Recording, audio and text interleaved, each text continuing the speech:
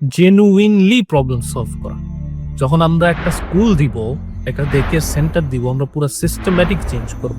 কারোর জন্য আমরা কোনো দান করব না, তাদের লাইফ বেটার করব, তাদেরকে প্রোডাক্টিভ করব। কিছুদিন আগে একটা বস্তিতে দেখলাম সব পুড়ে গেছে। বস্তিতে এক্সিস্ট করে কেন? গুলশানের পাশে একটা বস্তি কিভাবে এক্সিস্ট করতে পারে? যেটা সম্ভব কিভাবে? এত বড় একটা বস্তি ওখানে এক্সিস্ট করে, কারাই তার বেনিফিশিয়াল? কেমনে সম্ভব? আমি বেঁচে থাকতে একটা বস্তি কিভাবে এক্সিস্ট করে? এই কোয়েশ্চেনটা আমি পড়তে চাই নিজেকে শুধু নিজেকে প্রশ্ন, নিজের রিমাইন্ডার হিসাবে, নিজের মিরর হিসাবে। ধর্মের কথা আমি টেনেই আনিনি, এটার মধ্যেই আমি ধর্ম পাই। আল্লাহ তাআলা এই জন্যই তো আমাকে বানাইছে। আল্লাহ আমাকে প্রিভিলেজ ক্লাস হিসেবে কেন দিল? আমাকে ওই বস্তির মধ্যে দিলে আমি কি করতাম? কিছুই করতাম না। আমার দায়িত্ব কি কমে যেত? না, আমার দায়িত্ব কমতো না, আমার দায়িত্ব ডিফারেন্ট হয়ে যেত।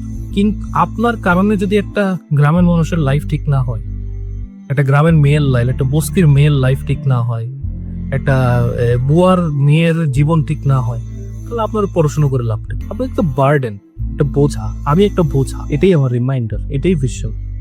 উই উইল নট ডাই ইনশাল্লাহ উইথাউট ডুইং এনি। কোনোদিন আমাদের মনে হয় যে আমরা মনে করতে চাই চ্যানেল কেন শুরু হয়েছিল এবং আমাদের লাইফটার মিনিং কি, তাহলে এটার একটা meaning, cannot die without doing something. I hope, I pray to Almighty Allah যে আল্লাহ যদি আমাদেরকে মৃত্যু না দেয়, কিছু না করা পর্যন্ত, কিছু না করার সুযোগ না দিক।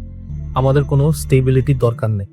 আল্লাহর কাছে আমরা দোয়া করি আমরা যাতে এই চ্যালেঞ্জের মধ্যে থাকি এবং এই চ্যালেঞ্জের মধ্যেই মরে যাই, এবং আশা করি এটাই হবে। আমরা নিয়ে নিচ্ছি, আমরা ব্যর্থ হব, দেন আমরা আবার দাঁড়াবো। এটাই আমাদের কাজ। অ্যাবসলিউট ক্ল্যারিটি দিয়ে বলতেছি।